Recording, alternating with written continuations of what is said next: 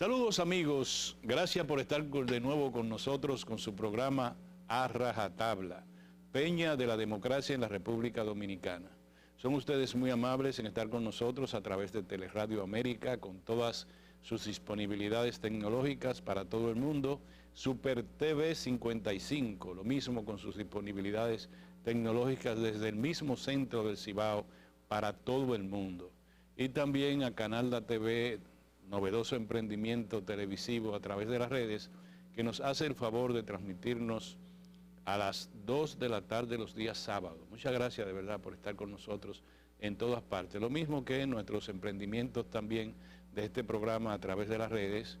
Solamente usted marca Orión Mejía y va a encontrar este programa también para que lo pueda analizar. Muchas gracias. Este es un programa dirigido a gente inteligente. Este es un programa dirigido a gente solidaria. Este es un programa dirigido a gente patriota. De manera que estamos muy bien resguardados con una audiencia de tanta calidad como la que nos prestigia en el momento en que tengo el honor de dirigirme a ustedes. Miren, señores, lo primero que la República Dominicana acaba de postular su candidatura para la Comisión de los Derechos Humanos,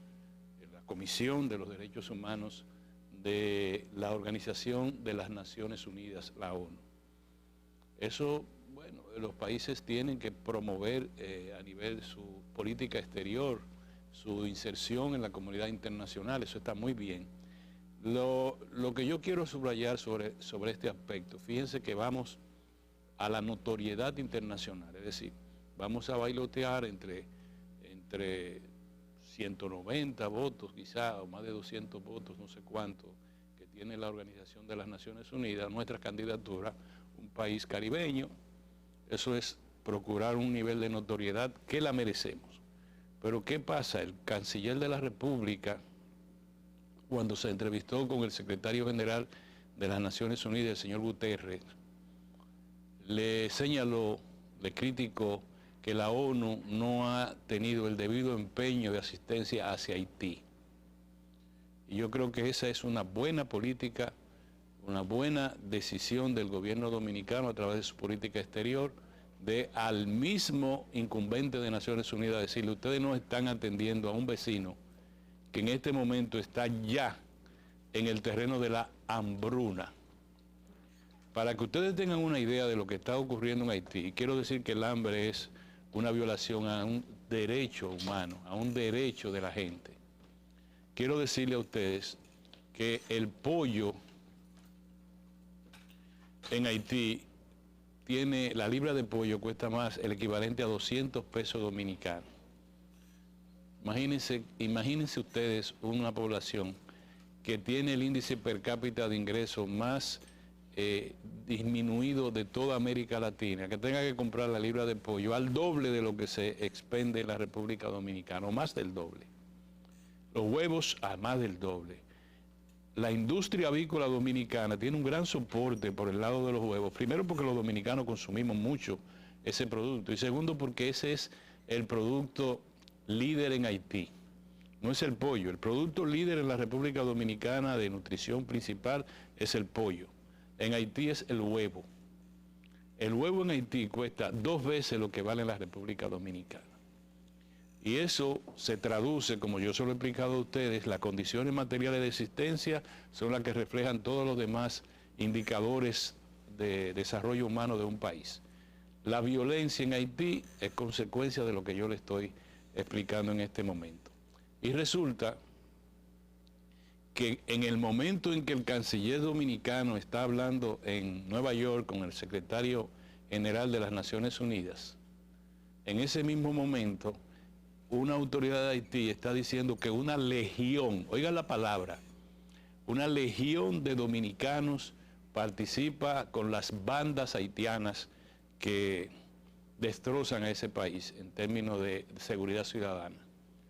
Es decir, y lo dice e insiste, dice, hemos agarrado a una persona que tiene un nombre haitiano, pero dicen que es dominicano, y él dice, nosotros somos muchos que estamos en Haití y participamos con todas las bandas, y le señala incluso el nombre de una de las bandas.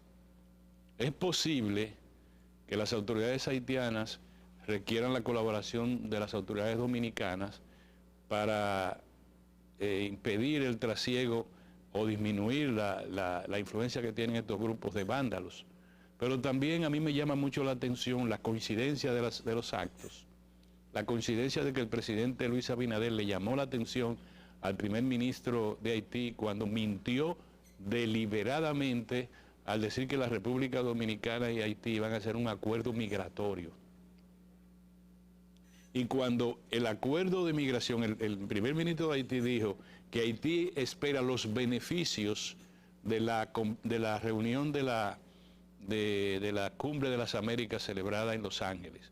¿Qué pasó en esa reunión? En esa reunión se estableció un acuerdo migratorio global mediante el cual la principal línea es aprobar la presencia en los suelos donde esa gente podrían estar de paso, los indocumentados de todas partes, como un destino final, que se le apruebe su permanencia en el país donde están, para que no vayan a los Estados Unidos, y que a partir de ahí Estados Unidos, por ejemplo, a Sudamérica le va a trabajar con un proyecto de la Amazonía, más de 2.000 millones de dólares en asistencia a Centroamérica, y con México tendrán un acuerdo bilateral, porque México no estuvo presente a nivel presidencial, en la cumbre. Yo digo que por ahí hay un arroz con mango que tenemos que tener cuidado. El principal problema haitiano es la presencia de bandas que totalmente controlan el territorio haitiano. Y hoy Haití dice que hay una legión de dominicanos que controla el territorio haitiano. Eso es lo que dicen. Yo nada más se la dejo de ese tamaño y le digo, ese arroz con mango, tengan mucho cuidado. Los haitianos no son tan tontos como a veces nosotros creemos. Me refiero no al pueblo haitiano, me refiero a las autoridades haitianas. El otro tema que quiero yo, antes de nuestra conversación, que va a ser, a mí me parece muy interesante, es el tema que seguimos tratando respecto al accidente que tuvo la línea aérea bandera dominicana llamada RED Air, R-E-D-A-I-R,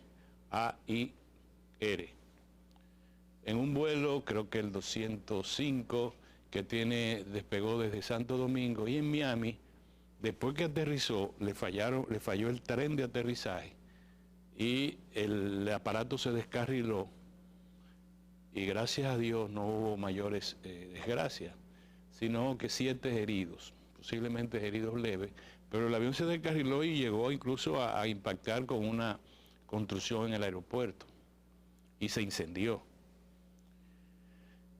Aquí se está manejando eso sospechosamente, quiero yo llamarle la atención. Ya este programa había señalado meses atrás lo que nos parecía a nosotros algo irregular, que era la aprobación de muchas empresas de emprendimiento aéreo. El director del Instituto Dominicano de Aviación Civil, el director interino, tengo entendido que el director titular está todavía en España en tratamientos médicos, dijo que habían 12 compañías que estaban a la espera de certificación y que la mayoría de ellas ya estaban muy avanzados su proceso de certificación, es decir, de trabajar en la industria de aviación comercial en la República Dominicana. Miren, en Estados Unidos, una empresa pequeña de aviación, su proceso de certificación dura hasta 2 años. Aquí, la empresa de la que le hablo, comenzó a operar en el 2021. Y hay empresas, yo no domino el nombre de cada uno, una de ellas dijo que iba a tener 40 aviones. Y esta misma dice que va a volar, qué sé yo, cuántos países de Centroamérica, de Sudamérica y ciudades de Estados Unidos. Eso es bueno para la industria nacional, lo que pasa es que no se puede festinar las cosas. Por ejemplo, viola la ley, viola el procedimiento, viola el protocolo impuesto por los Estados Unidos, que nos dio la categoría número 1. Categoría 1 a la República Dominicana quiere decir que puede volar a territorio de Estados Unidos con aviones de matrículas propias de la República Dominicana, bandera nacional y tripulación criolla. Y eso, para nosotros mantener esa categoría que reconquistamos en el 2006, hay que cumplir con todos los protocolos que señala la Agencia Federal de Aviación de los Estados Unidos. Una de ellas, por ejemplo, la certificación que se le da a una compañía para operar aviones de vuelo hacia los Estados Unidos no es transferible. Sin embargo, se menciona que hay una compañía de reciente certificación. Certificación es aprobación de todos los protocolos. Esa compañía le compró una certificación a una compañía en desuso, que además es una compañía pequeña. Una compañía grande que se supone que va a volar a territorio de los Estados Unidos con aviones de cuello, de barriga ancha, le compró, es como si usted le comprara la licencia de un arma a otro. Mira, dame tu licencia, quédate con el revólver, yo voy a usar esta ametralladora con la licencia que tú tienes. Y lo otro es la rapidez con que se están otorgando estos permisos, que son certificaciones, sin ni siquiera estar seguro de la calidad, de la solvencia económica de las empresas que son aprobadas. Es más, hay una forma ahora sospechosa también, que es que una empresa tiene una matriz, con este lado aprueban una empresa, pues vienen unos socios y aprueban otra, y son lo mismo. Y esto, y qué sé yo cuánto, y que en España, qué sé yo qué. Eso hay que aclararlo, señores. Sería una gran tragedia para la República Dominicana si los Estados Unidos despojan a la República Dominicana del lugar que tiene categoría 1. La tiene Panamá con su consorcio, con su capacidad que tiene ahí de hub, de aviones y de vuelos en Ciudad de Panamá, y lo tienen creo que en El Salvador con la línea aérea Tasca, que también incluye a Costa Rica. Si a nosotros nos quitan eso, va a ser una gran desgracia, y va a ser por negligencia, por inobservancia, o quién sabe por qué, de nuestras autoridades. Vámonos a un cambio, señores, y como siempre ustedes saben, tenemos una conversación interesante sobre un tema interesante, o varios temas, que vamos a presentarle a continuación. Quédense con nosotros, por favor.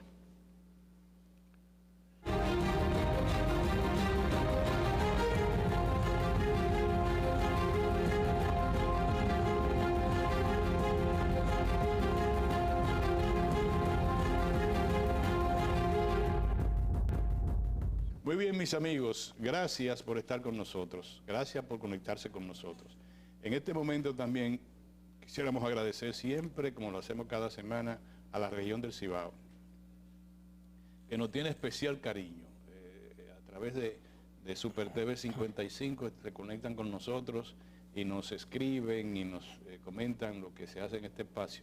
Y nosotros estamos muy contentos, siempre agradecemos a las 14 provincias del Cibao. No sin antes también decir que en el sur de la República y en el este también tenemos pues también el privilegio de una gran platea, una gran audiencia. Gracias por estar con nosotros en A Rajatabla. A nuestros amigos de los Estados Unidos también, a través de las disponibilidades tecnológicas de nuestras televisoras. Gracias por estar con nosotros. Nuestro invitado de hoy viene a nosotros por un requerimiento de, digamos que más de uno de nuestros amigos televidentes, con los apagones. Ese es un tema muy técnico, le explicaba yo a uno tiene un resabio, que él me decía, y el amigo que era de Baní, Orión, ya yo no aguanto, se me dañó el inversor, y este calor me voy a morir, porque mi casa no es tan fresca. Y tú tienes que hablar de eso, porque tú no nos puedes dejar morir. Bueno, Leocadio Lebrón, posiblemente es uno de los dominicanos que más conocimiento tiene sobre el tema. Yo le dije a él, mira, y aquí está con nosotros, no vamos a hablar así, yo no sé si podemos hablar muy técnicamente, pero el problema es los apagones. Y esa va a ser la primera inquisición que yo le voy a hacer a Leocadio. Estos apagones, ¿es verdad que es a causa de falencias anteriores? Buen día, Orión. En verdad, el tema de los apagones tiene varias causas. La primera es que en el sistema eléctrico actualmente existen unos 5.000 megavatios, 5.027 megavatios instalados. Ahora, ¿qué sucede? Que esos 5.000 megavatios instalados, la disponibilidad cuando están prácticamente todas las plantas en condiciones de operar es de unos 3.000, 3.200 megavatios. ¿Y a qué se debe eso? Bueno, tenemos alrededor de 630 megavatios en centrales hidroeléctricas y no tenemos agua. De esos 630 megavatios, el promedio en el año operan actualmente alrededor de 100 megavatios. O sea, estamos hablando de 100 megavatios, es un 7 o un 6% de disponibilidad. Chica de Colí. Sí. Entonces, por el tema de la prioridad en el uso del agua. Por otro lado, hemos avanzado bastante en las energías renovables, especialmente energía solar y energía eólica, pero también tenemos una limitante, que es que la energía solar, el promedio de utilización en el día, en el año, es de alrededor de 5.5%. ¿De la capacidad instalada? De la disponibilidad en 24 horas, sí, así es. O sea, yo tengo un 5.5. Yo tengo un sistema, por ejemplo, de energía solar que dice que me va a dar 1 mega. O 2 correcto. Megas. Me va a dar solo 0.25 del mega.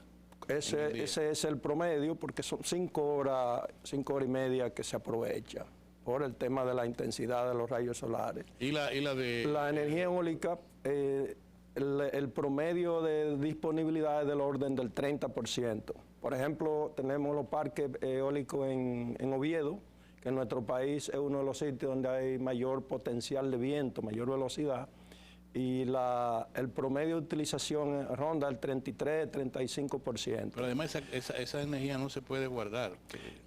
Ya existen tecnologías para almacenar grandes cantidades de energía, pero todavía el costo es elevado. O sea, ya aquí inclusive la empresa instaló un banco de batería que tiene una capacidad para almacenar alrededor de 50 megas. Entonces, pero no es la batería que nosotros tenemos en la casa, que es de aquí a allá.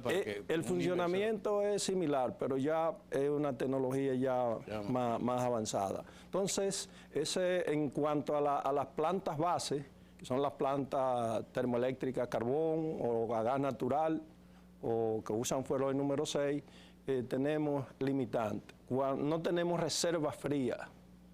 Cuando sale una planta, una Catalina, por ejemplo, que son más de 300 megavatios, o una Itabo o AES Andrés, de una vez se producen enormes apagones. Entonces... Explíqueme a nuestros amigos televidentes, ¿qué es reserva fría?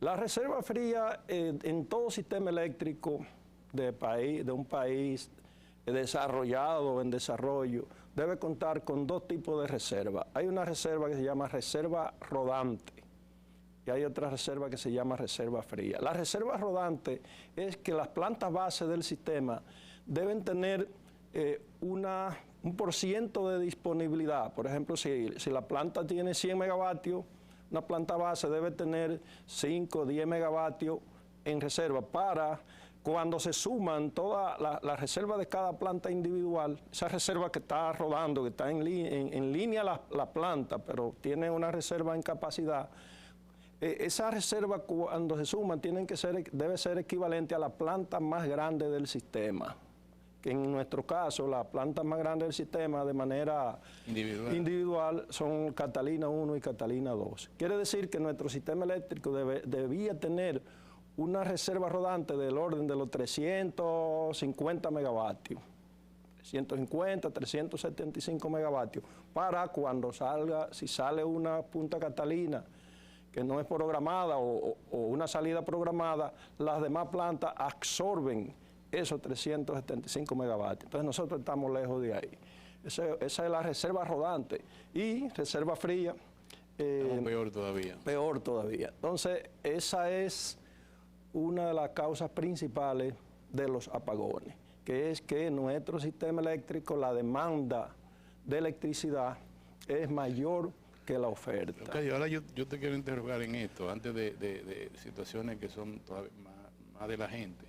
Durante quizás los últimos 13 años, nosotros tuvimos, el gobierno estuvo transfiriendo a su sector eléctrico, había ocasiones que hasta 1.000 millones de dólares al año, hay ocasiones que 700, la menor era 500, ahora yo no sé si están por 300 y tanto, pero la verdad es que nosotros hubiésemos tenido otra economía en otro país si no se hubiera producido ese dislate en 15 años de que la cosa era, yo trabajaba en una institución financiera, en diciembre era un dolor de cabeza, había que buscarle los dólares, porque decían desde noviembre, estaban diciendo, no tenemos capacidad, vamos a pagar la planta en diciembre. O sea, ese chantaje llegaba que había que buscar de todas partes, había que hacer para mandarle eso. Y lo que quedaba de deuda era a un 18% de interés, te lo dice un banquero.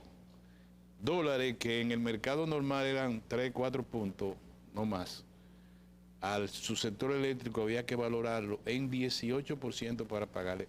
Era para eso, era una maldición que se tenía. ¿Esa maldición sigue? Sí, y no solo eso, sino que, por ejemplo, en los contratos de compra y venta de energía entre las empresas generadoras y las empresas distribuidoras, cuando se pasa la fecha de pago también, se paga un 12% generalmente de interés por mora. O sea que... Ni el narcotráfico produce un beneficio tan alto. Porque en el sistema eléctrico la rentabilidad, los beneficios para los inversionistas rondan entre el 10 y el 12%. Pero aquí hay empresas que han tenido beneficios de más de 100% demostrado. Y respecto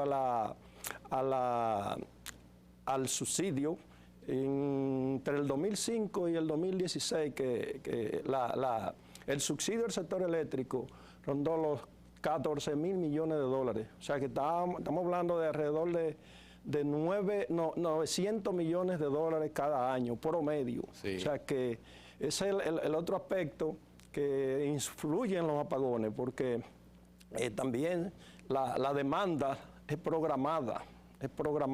¿Y qué es lo que se programa? Se programa lo que se puede dar por la limitante que tenemos en las plantas, la disponibilidad de la planta y también por un tema financiero. Mira, cuando la República Dominicana estaba discutiendo el campeonato de béisbol mundial que ganamos, aquello de los plátanos, ¿te acuerdas? El presidente Medina ordenó que se pusieran en operación todas las plantas para que el país viera por televisión el juego. Esa vez prendieron hasta la planta esa Siemens, de Jaina, una turbogás. Y la de San Pedro de Macorís, aquella que son 3. Coyentri, que fue convertida a gas natural. Sí, antes de ser convertida, antes de ser convertida. Sí. Llegó al promedio del kilovatio hora casi a 30 y tanto. Sí, 33 centavos. 33 centavos. Sí. Eso fue terrible. El gobierno tuvo que pagar por un día de prender todas las plantas. Y lo otro que te quiero preguntar, si todavía está la situación de los contratos leoninos, como aquel de la planta esta de Puerto Plata, es la Smith & Erro, se le cambió el nombre, San Felipe. Sí, se le puso una cosa rara ahora. Sí. Pero esa planta, cuando yo leí el contrato, decía que el Estado Dominicano es responsable por todos los actos de Dios que le ocurran a la planta. Inmediatamente, ¿cuáles son los actos de Dios? Bueno, en el derecho anglosajón se tiene acto de Dios, ciclones, una guerra no prevista, causa mayor, todas esas cosas el gobierno tenía que pagarle a la planta. Pero además era un ciclo combinado que iba, creo cuánto eran, eran 180 megavatios, pero nunca llegó a esa capacidad. Luego se renegoció a 170 megavatios, pero nunca produjo. ¿Y tú no crees que nosotros todavía estamos entonces cambiando espejito por oro por espejito todavía? Orión, uno de los problemas del sistema eléctrico ha sido precisamente las malas negociaciones en contra del Estado y de los usuarios, o sea, por parte de los representantes del Estado. Los contratos de compra y venta de energía entre generadoras, distribuidoras, se le ha vendido a la población como que eso es un tema de las alturas. Sin embargo, en el precio, para determinar el precio de 1 kilovatio hora, eso es sencillo. Lo que incide ahí es la tecnología de la planta. O sea, de acuerdo a las tecnologías, sería la inversión. Ese es un aspecto. Todo el que invierte tiene que recibir su inversión y algún beneficio. El otro aspecto es el combustible, que puede ser carbón, gas natural o cualquier otro combustible. Y el tercer componente es la operación y mantenimiento. Entonces, a esos tres componentes, inversión, operación, mantenimiento y combustible, se le suma un beneficio para el inversionista, que como decíamos ahorita, aquí han habido generadores que han tenido beneficios de 60%, de 100%, de 200% demostrado. Entonces, es un tema que tiene que considerarse en los nuevos contratos. Ha habido mejoría en los nuevos contratos que se han estado firmando, pero todavía se requiere afinar. Porque, por ejemplo, en Chile, que se hizo un proceso similar al que se realizó en el sistema eléctrico de capitalización, privatización, pero en Chile la autoridad eléctrica o el regulador, que es la Comisión Nacional de Energía, trazó los beneficios para la generación, para la transmisión y la distribución. Y esos beneficios oscilan entre un 8 y un 12%, porque cualquier plantita genera, son millones de kilovatios, que en medio centavo de dólar, cuando se habla de millones de kilovatios, eso es mucho dinero. Entonces, en nuestro sistema, los negociadores que vayan a representar las instituciones del Estado tienen que tomar en cuenta esos factores. Les pongo un ejemplo que sucedió, me gusta a veces repetirlo. En el 2007 se renegoció un contrato, que fue el contrato de la generadora Palomar La Vega, sí, que había un proceso que el presidente Fernández formó una comisión por decreto para revisar, renegociar los contratos del Acuerdo de Madrid, que gracias a Dios vencieron en el 2016. Entonces, esa generadora que en ese momento representaba en la capacidad instalada un 10% de los contratos del Acuerdo de Madrid, el único que se renegoció fue ese. Y entre el 2007, o sea, entre julio del 2007, que se renegoció el contrato, y julio del 2016, que vencieron los contratos, las distribuidoras Edesur y Edenorte se ahorraron más de 650 millones de dólares solamente por renegociar el contrato, cambiar una fórmula complicada. Y eso representó renegociar ese solo contrato. Yo no voy a entender lo que está pasando, pero en el segundo, ahora cuando retornemos de esta breve pausa, yo quisiera que tú me hablaras de qué hacer para que no nos engañen y qué hacer para que la gente pague la luz.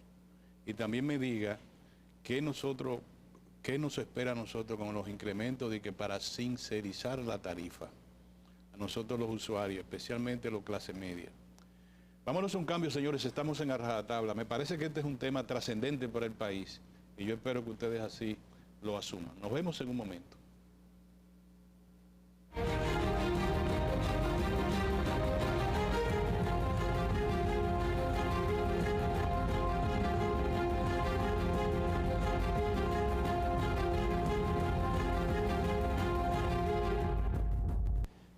Muy bien, mis amigos, gracias por quedarse con nosotros, gracias por estar en este programa, que hoy estamos tratando el tema eléctrico, especialmente ese producto que se llama energía eléctrica. De repente, en este ambiente, Leocadio, en este ambiente de inflación que estamos viviendo, una parte de ella importada, hay un programa de eso que yo no le... Porque los programas que dañan no se publican mucho, eso de que vamos a sincerizar la tarifa eléctrica y que se va a incrementar el valor de la tarifa en tanto colo, meses. Y yo estoy viendo en mi casa que la cosa no va bien, ¿eh? Yo apago luz y toda la cosa y parezco Drácula caminando y apagando luz. Y resulta que a mí me está subiendo sostenidamente la tarifa eléctrica. ¿Qué es lo que está pasando? Hablando sobre la primera parte, ¿qué debemos hacer para que no nos sigan engañando? Yo creo que lo primero es que el gobierno, el que sea el que está o el que resulte, debe crear equipos de negociaciones, prepararlo para negociar los contratos de compra y venta de energía. Eso es un aspecto que debe tratarse. Respecto a la tarifa, sé que se acordó en el pacto eléctrico que se iba a reajustar la tarifa técnica. Nosotros siempre hemos sido cautelosos y cuidadosos y nunca hemos estado de acuerdo con ese aumento de tarifa en las condiciones que está el sistema eléctrico. Porque hoy en día las pérdidas de las distribuidoras, las pérdidas promedio rondan el 30%. Entonces, para hacer un aumento de tarifa hay una serie de actividades o de acciones que se deben tomar, que primero, mejorar la gestión de la administrativa de la distribuidora, porque hay aspectos que son de gestión y otros que son de inversión. Hay que invertir en postes, en transformadores, en cables, en todo lo que se usa. Y el tercer aspecto es la corrupción. El aspecto de la corrupción, eso disminuirse, no vamos a decir eliminarla, pero debe disminuirse, porque ese está en todo, en las compras, en los contratos, en todas las actividades que se mueven. Entonces, con relación al aumento de la tarifa, esa que se comenzó en el noviembre de 2021, hubo que dejarlo sin efecto. Por ejemplo, en mi caso, que pertenezco, voy a hacer el cliché, pertenezco a la Secretaría de Energía de la Fuerza del Pueblo, nosotros hicimos un análisis de ese tema del aumento de tarifa y vimos que oscilaba entre un 26 y un 35% el aumento de la factura, los diferentes niveles. Entonces, a pequeños consumidores el aumento representó más de 1,000 pesos, 1,500, 2,000 y así sucesivamente, de acuerdo al consumo. En un pequeño negocio, el aumento fue de entre 10, 12,000 y 15,000 pesos. Entonces, nosotros hubo una participación pública del presidente Fernández y de la Secretaría de Energía, haciéndole un llamado al gobierno de que suspendiera ese aumento de tarifa por el momento, porque hay que crear otras condiciones. Entonces, por otro lado, tenemos el tema del aumento del precio de los combustibles. Ahora mismo el fuero hoy está alrededor de $115 el barril. El carbón está sobre los $300 el barril y las proyecciones son de que van en aumento. ¿El carbón la tonelada? La tonelada de carbón. Entonces, la situación es compleja.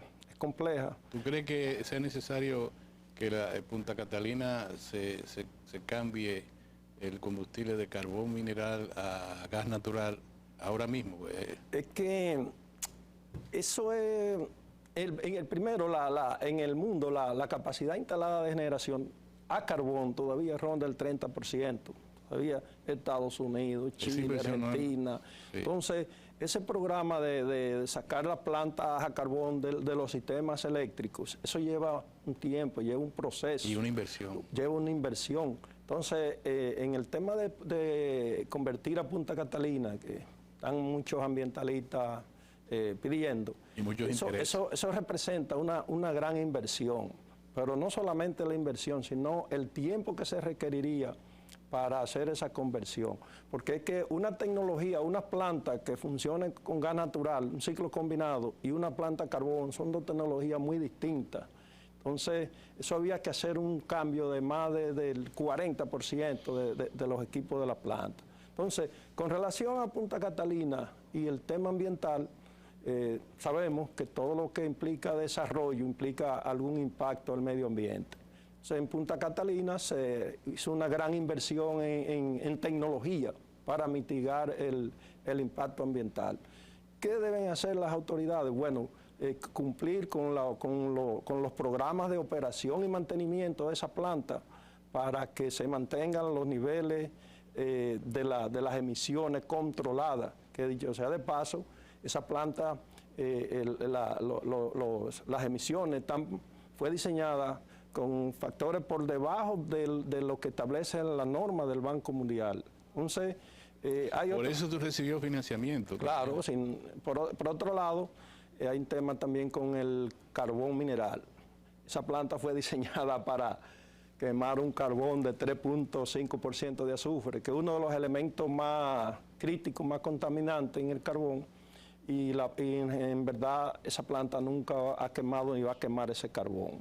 Entonces, el comprar un carbón de mayor calidad, o sea, menos contenido de azufre, eso va a disminuir el impacto ambiental, va a producir menos desechos sólidos. Además que se hizo algo relacionado con los depósitos de la ceniza y eso. Sí, los depósitos de ceniza se prepararon unas celdas especiales para proteger el subsuelo. Entonces los desechos, que en este caso es el yeso y ceniza, entonces eso se dispone en esa celda, se maneja en esas celdas especiales que se protege el subsuelo y las aguas subterráneas y todo lo que es el suelo. Entonces se dispone y se compacta, y cuando una celda de esa ya está llena, lo que se hace es que se crea como una especie de bosques con grama, árboles, que eso se hace en todos los países del mundo. Entonces, en Punta Catalina, de las medidas que se deben tomar es el carbón que se quiera, que sea con menor porcentaje de azufre. Eso ayuda, porque también cuando el carbón, el contenido de azufre es mayor, eso implica el uso de cal. Hay unos equipos para inyectar cal hidratada en los gases de salida de las calderas de esa planta. Entonces, mientras más azufre tiene el carbón, más cara hay que utilizar. Esos protocolos lo están cumpliendo otras plantas privadas que tienen a carbón también. Bueno, aquí en el país tenemos, además de Catalina, están las plantas Itabo, que Itabo 1 está operando desde el 1984, Itabo 2 desde 1989, y fueron con tecnología más atrasada, pero se han hecho inversiones para controlar el impacto negativo del ambiente. Leocadio, una pregunta política a propósito de Fuerza del Pueblo. El gobierno acusa a los gobiernos del Partido de la Liberación Dominicana, en ese momento también los gobiernos del presidente Fernández, que fueron 3, de no haber hecho la inversión requerida para que hoy tuviésemos las reservas frías y lo que tú llamas reservas rodantes. ¿Es así? Bueno, si vamos a hablar de eso, yo creo que todos los gobiernos han tenido su cuota, porque desde que Trujillo adquirió la compañía eléctrica de Santo Domingo, que era privada hasta el 1955, se elaboraron planes de expansión del sistema eléctrico, pero ninguno de esos planes. El primer plan fue del 1955-1966 y que se llamó Plan de Electrificación Total, el Plan Trujillo de Electrificación Total del país, que involucraba instalar plantas, líneas de transporte, de transmisión y de distribución. Y ese primer plan de expansión se cumplió en alrededor de un 70%. Y desde esa época se han estado elaborando planes, revisándolo, actualizándolo, y ninguno se ha cumplido en su cabalidad. Lo que yo vi es que volvimos a las justificaciones. Yo escuché por otra vez el término de las chichiguas y de los objetos que se tiran en las líneas y de que no huele chichigua, que eso es lo que está provocando los apagones. A mí me parece como, desde el punto de vista incluso publicitario, que se diga eso es... Yo, en los tiempos de Julio Sauri, pero que yo era un niño, que en los apagones utilizábamos una lata, le poníamos una vela y andábamos así. ¿Tú crees que estamos retrocediendo en materia de energía o qué pasa? Yo pienso que avanzamos y retrocedemos al mismo tiempo, porque, por ejemplo, esa licitación, esa planta, por ejemplo, en Manzanillo, y la misma planta Punta Catalina, esos fueron proyectos que se comenzaron a estudiar, a concebir desde el año 2006. El de Manzanillo estaba en plano, había intenciones. Sí, Manzanillo, inclusive a mí me tocó dirigir una comisión para ubicar y seleccionar los terrenos donde se iba a instalar la planta en Manzanillo. En Manzanillo existen ahora mismo, a nombre del Estado, de la CDE, unos 3.5 millones de metros cuadrados, porque inclusive lo estaban invadiendo. Todo ese terreno que está frente al muelle, se emitió un decreto declaratorio de utilidad pública en el 2006 para preservarlo para generación y otros proyectos. Igualmente se hizo en Atillo, Asua, que luego la planta Punta Catalina, que inicialmente iba en Atillo, fue trasladada a Baní, a Catalina, el Distrito Municipal de Catalina. Entonces esos proyectos una de las cosas que se logró ahí fue estudiar a fondo el tema eléctrico, la causa, la solución, y se elaboraron estudios, planes, y en verdad hubo retraso por diferentes razones, licitaciones fallidas en 2007, 2008. Sí, porque las inversiones no están esperándote que tú le digas, venga para acá. Entonces, el problema eléctrico, la causa principal ha sido el cortoplacismo, no ejecutar los planes de expansión. Por eso siempre el sistema ha estado en déficit. Inclusive desde que se instaló la primera planta en el país, la primera planta térmica fue en el 1896, fue aquí, que era propiedad del Ayuntamiento de la ciudad de Santo Domingo. Comenzó el déficit porque los usuarios de ese momento no pagaban la energía. No pagaban la energía para comprar el carbón, que era un carbón antracita que usaba la planta. O sea que ese es un mal que viene de lejos. De lejos. No, sí. Viene desde la creación del sistema. Leocadio, tú como experto en el sistema, ahora el precio del petróleo que bajó, por cierto, bajó hasta $6 en esta semana. Sí, bajo, pero la tendencia es... Pero siempre los analistas y los bancos de inversión están hablando de que puede llegar hasta $150. Sí, se estima, ojalá que no sea así, que al finalizar el año pudiera llegar a los $150 y el carbón pudiera llegar a los 380 hasta los $400 la tonelada. Ante esa situación, la gente no puede pagar más. Yo no sé qué va a pasar. Hay un subsidio, pero el gobierno dijo que van 40.000 millones de pesos en subsidio. Si estamos en el mes 6, a mediados del mes 6, ponle 35.000 más hasta finales, si se mantuviese la situación como está. Estamos hablando de 80.000 millones y ya nos vamos, 80.000 millones. ¿Tú crees que nos esperan tiempos peores en ese aspecto? Sí, la realidad es que si los combustibles mantienen esa tendencia alcista, vamos a tener una situación bien difícil con los combustibles. Y el mismo tema que está ocurriendo en Rusia, Ucrania, todo eso nos afecta de alguna manera. Y va a ser difícil, o sea, el gobierno tiene que emplearse a fondo. Un verano difícil. Sí, emplearse a fondo para sostener esa situación. Claro, hay algunos contratos de suministro de combustible que son de largo plazo, como el gas natural, que eso sirve para paliar un poco la situación, y el carbón, que... Aunque nosotros no tenemos capacidad de almacenaje más allá de quizás 21 días, no más. En el caso de las plantas a carbón y de Punta Catalina, tiene un almacén para 200.000 toneladas, eso representa un mes más o menos de operación de la planta. Y las plantas generalmente se diseñan, los depósitos de combustible, sea carbón o combustible líquido o gas, para un mes de operación.